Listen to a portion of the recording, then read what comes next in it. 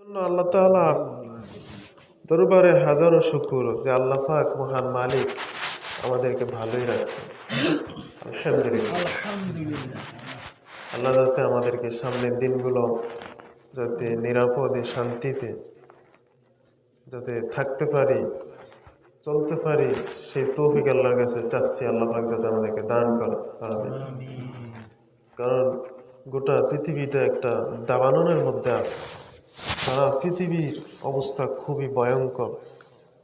একদিকে শত্রু, আরেকদিকে আল্লাহর বান্দারা বিপদের মধ্যে আছে। একদিকে ফেস লাগায়, আরেকদিকে ফেস ছুড়ানোর জন্য আল্লাহর বান্দারা জিহাদ করে, সংগ্রাম করে, জীবন আল্লাহর রাস্তায় বিলিয়ে দেয়। এজন্য ইহুদিরা মুসলমানদেরকে কখনো শান্তিতে থাকতে দেয় না। ইহুদিরা চায় যে মুসলমান যাতে তারা নিশ্চিহ্ন হয়ে যায়, তাদের একটা আন্ডা বাচ্চা যাতে দুনিয়াতে বাঁচতে না পারে, তাদের মূল টার্গেট এটা।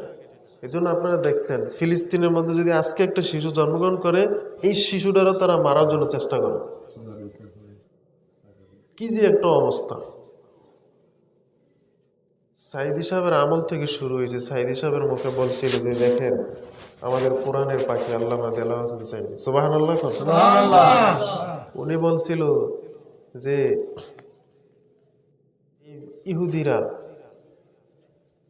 ইহুদিরা মুসলমানদেরকে পাখির মতন গুলি করে হত্যা করতেছে, আর আমরা ওই দিক দিয়ে জাতিসংঘের মধ্যে আমরা শান্তির বার্তা নিয়ে আলোচনা করি। ইহুদিরা কি কখনো মুসলমানের ভালো কিছু কামনা করতে পারে? শান্তিতে তারা কিসের শান্তির রূপরেখা দিবে? কারণ তাদের নিজের মধ্যেই তো শান্তি নেই, তারা নিজেরাই তো অশান্তির মধ্যে আছে। ঠিক কিনা গণ? দেখেন এই যে কালকের নিউজে দেখলাম আমেরিকার একটা সিটির মধ্যে, ক্যালিফোর্নিয়ার কি জানি একটা সিটি, ওই সিটির মধ্যে আনের দাউ দাউ করে দাবাননে আগুন চলতেছে। কারণটা কি? কারণ তারা এদিকে বোমা ফালায়, এদিকে আল্লাহর বান্দাকে জ্বালায়। আল্লাহ এই কারণে তাদের ওই দিকে আল্লাহ পাক আগুন ধরাই দিছে। এগুলো হলো জাহান্নামের আগুন। কন্যা আল্লাহ কি ছাইরা দিবে? কথা বলেন। আল্লাহ ছাড়বে না ভাই। আমরা মনে করি যে আল্লাহ মনে হয় গাফেল, কিছু দেখেন। আল্লাহ সব জানেন, সব দেখেন, এবং তারা কি পরিকল্পনা নিছে, তাদের পরিকল্পনা আমার আল্লাহ ব্যর্থ করে দিবে ইনশাআল্লাহ। তাদের এই চক্রান্ত, এই পরিকল্পনা থাকবে না। আল্লাহ নিজেই বলছেন যে তারাও ষড়যন্ত্র করে, আর আমিও কৌশল অবলম্বন করি। ওয়ামাকারু ওয়ামাকারুল্লাহ আল্লাহু খায়রুল মাকিরিন। সুবহানাল্লাহ। আমার আল্লাহ তাআলা কিন্তু খুব সতর্ক। আল্লাহর কাছে কিন্তু নিউজগুলো আছে। এখানে আমরা কেউ জানি না যে আমাদের ইমানের ওজন কত গ্রাম। যদি মাপ দেওয়া হয়, কারো 50 গ্রাম, কারো 10 গ্রাম, কিন্তু আমার আল্লাহর কাছে হিসাব আছে কি নাই? কথা বলেন। আমরা তো এখানে জানি যে আমরা অনেক সুফি, ঠিক না?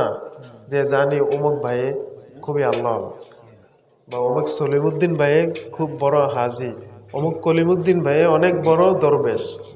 কিন্তু ওই কলিমুদ্দিন ভাইয়ে জানে যে হ্যাঁ কতটুকু, কি পরিমাণ দরবেশ, ভিতরে কতটুকু ইমান আছে। এজন্য আল্লাহ রাসূল বলছেন যে প্রত্যেক মানুষ সে নিজে জানে যে সে কি করছে। যাই হোক, যুগে যুগে আল্লাহর নবী শান্তির বার্তাগুলা দুনিয়ার মধ্যে ছড়িয়ে দিছেন।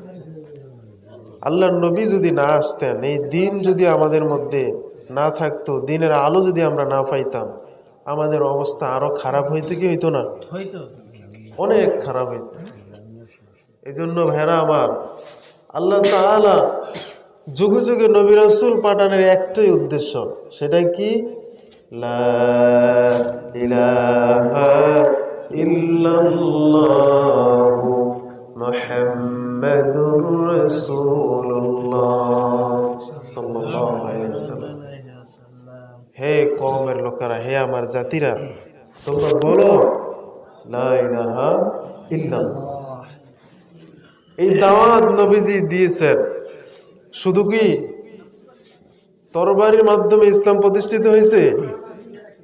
তরবারির মাধ্যমে ইসলাম প্রতিষ্ঠিত হয় না। উদারতা, ভালোবাসা দিয়েও ইসলাম প্রতিষ্ঠিত হয়েছে। যখন মক্কা যখন বিজয় হয়, এক বুড়িমা তার গাট্টি গুছা নিয়ে ছুটাছুটি করতেছে, মানুষ দিক দিগান থেকে ছুটাছুটি করতেছে, চলতেছে, যাইতেছে পালায়া। এক বুড়িমা গাট্টি নিয়ে আসতেছে, নবীজির সামনে পড়ছে। নবীজি বলছে, বুড়িমা কিছু মনে যদি না করতেন, গাট্টিটা আমার কাছে দেন, আমি আপনার পথের রাস্তাটা একটু আগিয়ে দিই। সুবহানাল্লাহ। বুড়িমার এই গাট্টি আল্লাহ রসুল আগিয়ে দিলেন, তার গন্তব্যস্থানে পৌঁছে দিলেন। পৌঁছানোর পরে বলতেছে যে, বাবা তুমি কে? তুমি এই নাও, পারিশ্রমিকটা নাও। কয় না, আমি কোনো পারিশ্রমিক নিব না, আমি এইভাবে আপনার একটু খেদমত করলাম। সুবহানাল্লাহ। বলছে, আচ্ছা তুমি এত ভালো মানুষ, আমি তো দেখি না যে খেদমত কষ্ট করার পরে পারিশ্রমিক নেয় না, তোমার পরিচয় কি? কয়, আপনি কি কারণে পালাইতেছেন? কয়, আরবে শুনছি যে মোহাম্মদ নামে এক লোক নাকি মক্কার থেকে সবাইরে ফিটে ফুটে মানে বার করে দিতেছে। আসলে তাই? কে? হ। আমি সেই মোহাম্মদ সাল্লাল্লাহু আলাইহি ওয়াসাল্লাম। সুবহানাল্লাহ। চিন্তা করেন, যেই নবীর যার কারণে সবাই ছুটাছুটি করতেছে, সেই নবী তাকে মায়া মহাব্বত কতটুকু পরিমাণ দেখাইছে। এই হচ্ছে ইসলাম। পরে বুড়িমা তো তিনি বললেন যে আসলে তাই? বললে হ। বললে তাহলে তো তোমার হাতেই তো মক্কার মানুষ নিরাপদ, না হলে আর কার হাতে নিরাপদ থাকবে? আল্লাহু আকবার। সুবহানাল্লাহ। আর কে পারবে মানুষের নিরাপত্তা দিতে? তোমার হাতেই নিরাপদ। সুবহানাল্লাহ। এই হচ্ছে ইসলাম, এই হচ্ছে দাওয়াত। আর আমরা মনে করি যে পাড়াইয়া কিলাইয়া কন্যাইয়া তারা আমরা মানুষ বানিয়ে নিতে পারি। মোটেই না, সম্ভব নয়। শক্তি দিয়া কখনো কিছু হয় না, ক্ষমতার জোরে কিছু হয় না, এমনকি টাকার বলেও কিছু হয় না। যা কিছু হবে ইসলামের, সব কার হুকুমে হবে? আল্লাহ তাআলার হুকুমে হবে। একই বিশ্বাস রাখতে হবে। আপনি কতটুকু ক্ষমতার মালিক হয়েছেন? কয়টা টাকা পয়সার মালিক হয়েছেন? আপনি তো এখনো পর্যন্ত একটা ইউনিয়নের মালিকও হন নাই, একটা জেলার মালিকও হন নাই, একটা থানার মালিকও হন নাই। অথচ নয় ইউনিয়ন, নয় গ্রাম, নয় এলাকা, নয় জেলা, নয় দেশ, তাম পৃথিবীর মালিকও এই জমিনে আসছিল। তারা, কবি লেখছেন যে যাদের দাপটে দুনিয়া কাঁপত, তারা আজকে নাই। ফেরাউন, নমরুদ, হামান, কারুন, এদের দাপটে সারা পৃথিবী কাঁপত। কত স্বৈরাচার বাদশা এই জমিনের মধ্যে আসছিল, কিন্তু তারা কেউই থাকতে পারে না। তাদের এই দাপট গুলা আল্লাহ পাক নিশ্চিহ্ন করে মাটির সাথে মিশিয়ে দিয়েছে। সুবহানাল্লাহ। আপনি কিসের অহংকারী করেন? ইসলাম বুঝুন, ইসলাম জানুন, ভালো করে স্টাডি করুন, পড়াশোনা করুন। পড়াশোনা না করে কখনো কথা বলবেন না। যা জানি তা পড়াশোনা করেই বলি। আলহামদুলিল্লাহ। আন্তাজি মুখস্থ কথা বলি না। প্রত্যেক কথার রেফারেন্স আছে, কিতাব গাইডটা দেখে আইসে।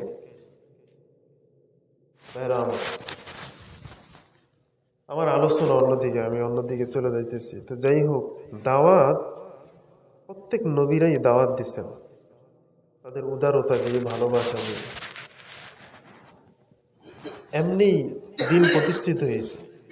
সব নবীরা যদি তরবারির মাধ্যমে দিন প্রতিষ্ঠা করতো, নবীজি যদি গরম হয়ে যাইতো, তাহলে তার আশেপাশে যে লোকগুলো, আল্লাহ নিজে বলছে, হাবিব তুমি যদি আরো গরম হইতা, তাহলে তোমার আশেপাশে যে লোকগুলো আসলে এগুলো আস্তে আস্তে হইরা যাইতো তোমার থেকে। তাইলে কেমন হইতো দিন বছর? নবীজি উদারতা, ভালোবাসা দিয়ে তাদেরকে আরো কাছে কাছে আনছে, বুকে মিলাইছে। এই জন্য নরম হইতে হইবে, আমাদেরকে নরম শিখতে হইবে।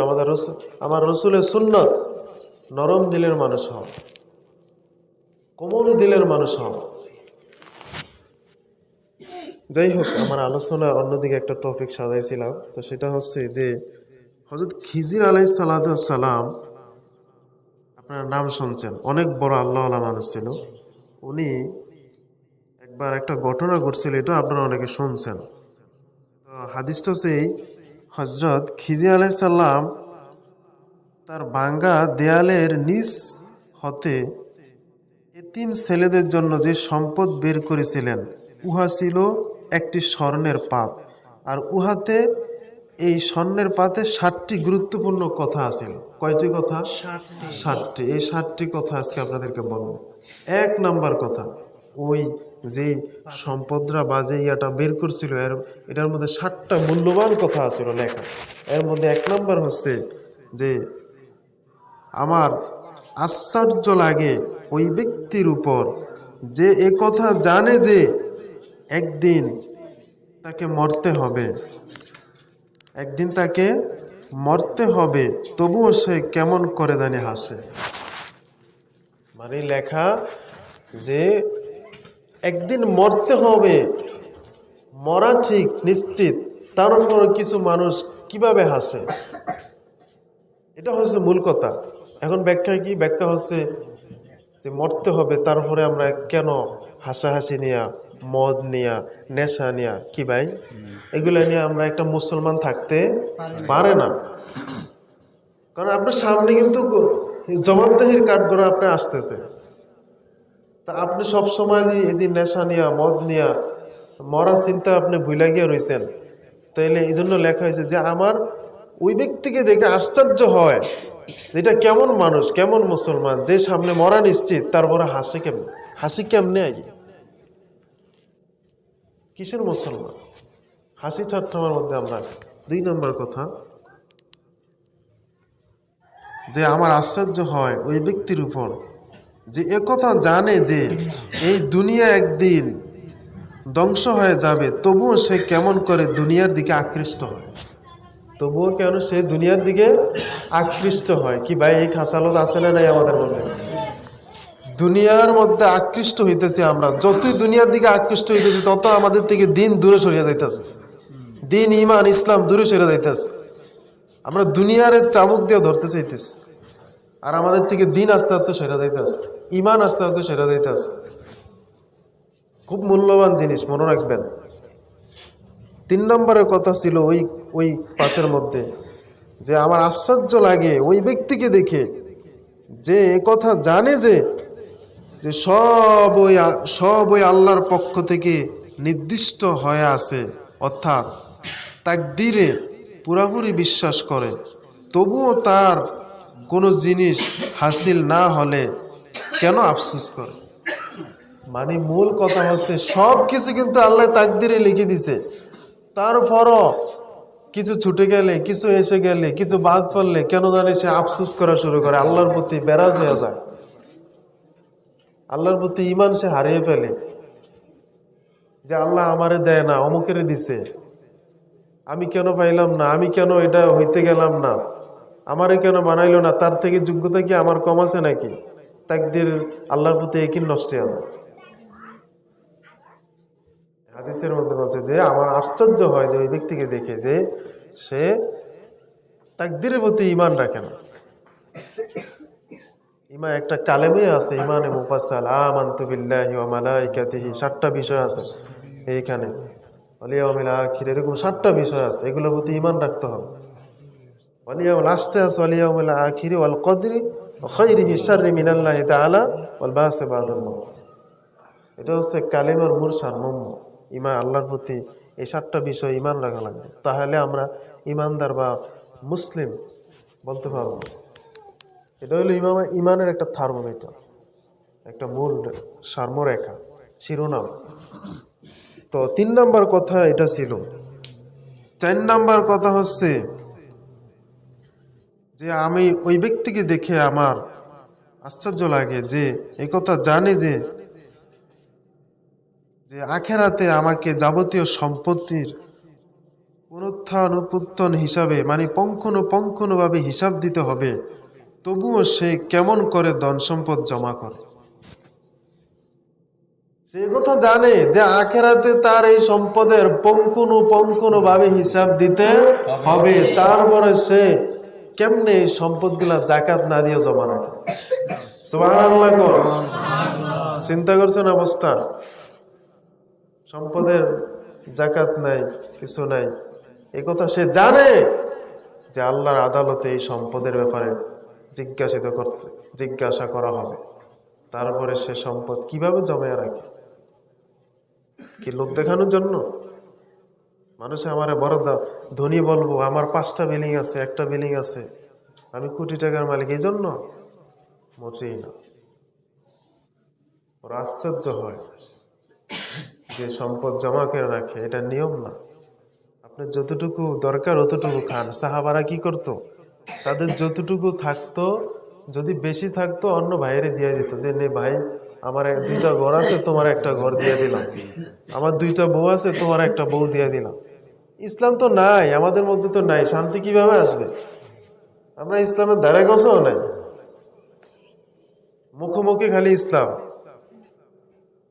এখানে আমরা সবাই মুসলমান, কিন্তু যদি জিজ্ঞাসা যায় যে ফজরের নামাজটা কয়জনে পড়ছেন, হাত কি কম উঠবো না বেশি উঠবো? তো এই জন্য আর কইলাম না, শরম পাইবেন দীক্ষা। তা আমরা এরমই মুসলমান আমরা, ভাইরা আমার। এই জন্য সম্পদ যতটুকু আল্লাহ পাক দিছেন অতটুকু আমাদেরকে চেষ্টা করতে হবে যে আমার যতটুকু লাগে অতটুকু আমি ব্যবহার করব, আর যদি বেশি থাকে ওইগুলা জাকাত দিয়ে দিব। 5 নম্বর কথা ছিল যে আমার আশ্চর্য লাগে ওই ব্যক্তির উপরে যে এই কথা জানে যে জাহান্নাম আগুন অবশ্যই আছে, তবুও সে কেমন করে পাপ কাজে লিপ্ত হয়। এটা হচ্ছে 5 নম্বর কথা। জাহান্নামের কথা আমরা সবাই জানি, কি বলেন? কিন্তু এখানে তো কেউ কইতো না, হুজুর আমি বুকে হাত দিয়ে কইলাম যে আমি কই যাবো, কিন্তু কাম তো সবই জাহান্নামে যাওয়ার না করতেছি, কাম তো সবই জাহান্নামে যাওয়ার জন্য করতেছি তৈরি, জান্নাতে যাওয়ার কাজ নাই। এজন্য আমার আশ্চর্য লাগে তারা কি করে জান্নাতের আশা করে, কি করে জান্নাতে লাভের কথা বলে যে আমি জান্নাতে যাব, অথচ জান্নাতের কাজ করে না। বড় আশ্চর্য লাগে তাদেরকে দেখে, যারা বলে যে আমরা কোথায় যাব? জান্নাতে। অথচ জাহান্নামের ভয়, তারা জাহান্নামের সম্পর্ক তারা জানে, তারা জাহান্নামের কাজ করে আশা আছে জান্নাতে যাওয়ার। কোথায় যাওয়ার? জান্নাতে যাওয়ার কাজ করে জাহান্নামের, কিন্তু আশা রাখছে কোথায়? জাহান্নামের। এটা বোকামি কাজ না? এটা বড়ই বোকামি কাজ। তারপরে 6 নম্বর হলো যে আমার আশ্চর্য লাগে ওই ব্যক্তিকে দেখে যে এই কথা জানে যে আহকামুল হাকিমিন, সর্বশক্তিমান আল্লাহ তাআলা আছেন, তবুও সে কেমন করে অন্য জিনিসের আলোচনা করে। মানে যে একথা জানে যে আহকামুল হাকিমিন, সর্বশক্তিমান আল্লাহ তাআলা আছেন, তারপরে সে কি করে অন্য জিনিসের আলোচনা করে। মানে আল্লাহর আলোচনা নাই, আল্লাহর স্মরণ নাই, সব কাজে সব শয়তানের স্মরণ। কার স্মরণ? আল্লাহর অনুসরণ নাই। সে জানে যে সর্বশক্তিমান কে?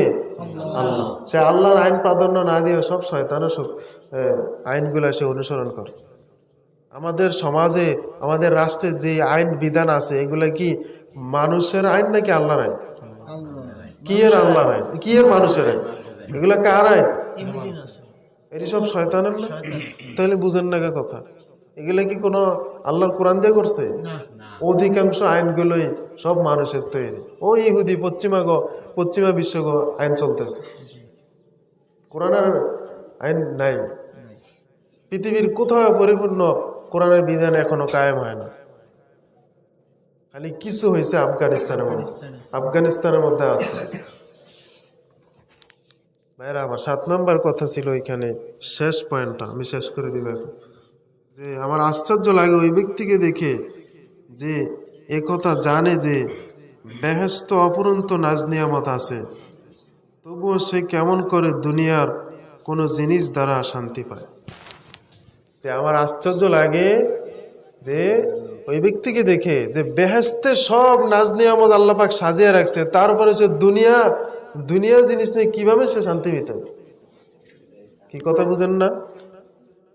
দুনিয়া কি মুসলমানের জন্য কি শান্তিখানা না আযাবখানা? এটা হাদিস আছে না একটা, আর দুনিয়া সিজনুল মুমিনিন ওয়া জান্নাতুল কাফির। দুনিয়াটা হচ্ছে মোমেনদের জন্য একটা কি খানা ভাই? কয়েদখানা, হাজতখানা। আর কাফেরদের জন্য কি খানা? জান্নাত খানা। এই হাদিস তো জানেন আপনারা, তাহলে এটা বুঝেন, ওইটা বুঝেন না কেন? এজন্য ভাইরা আমার আরেকটা বিষয় হচ্ছে যে আমরা আল্লাহ পাক বলছেন যে হাবিব আপনাকে যে শরীয়ত দিছি এই শরীয়তের অনুসরণ করো। সূরা জাসিয়ার মধ্যে আয়াতটা আছে। সমস্ত নবীদের জন্য আল্লাহর শরীয়ত আছে কি ছিল কি ছিল না? আল্লাহর একটা বিধান নিয়ম তরিকা আছিল কি আছিল না? আছিল। এখন আপনি যদি কেন যে না আমি ভিআইপি লোক, আমার ফিসা বড় ভিআইপি, আমি ভিআইপি পারসন, আমার লেগে তরিকা মরিকা লাগে না, আমার লেগে কোনো শরীয়ত লাগে না, আমি এমনি মারফতি ভাবে চলাফেরা করি, না আউযুবিল্লাহি মিন যালিক। এখানে আমার মর্যাদা যেই, আমার জন্য যেই শরীয়ত, আপনি যদি মুসলমান হন আপনার উপরে সেই শরীয়ত আছে কি নাই? আছে। তাহলে আপনি কি এর ভিআইপি দেখেন? ইসলামের মধ্যে কোনো ভিআইপি নাই, সবার মান মর্যাদা এক, এটার নামই ইসলাম। সুবহানাল্লাহ। এজন্য ভাইরা আমার ইসলামকে আমাদেরকে বুঝতে হবে, ইসলামের কাছে আসতে হবে। আমাদেরকে যেটা জানি না সেটা জানতে হবে। আল্লাহ নিজে বলছেন যে যারা জানে আর যারা জানে না তারা কখনো এক সমান হতে পারে না। যারা যেটা জানে না সেটা যারা জানে তাদের কাছ থেকে জানতে হবে। আল্লাহ পাক আমাদেরকে এই কথাগুলোর উপরে আমল করার তৌফিক দান করুন। সকলে বলে আমিন।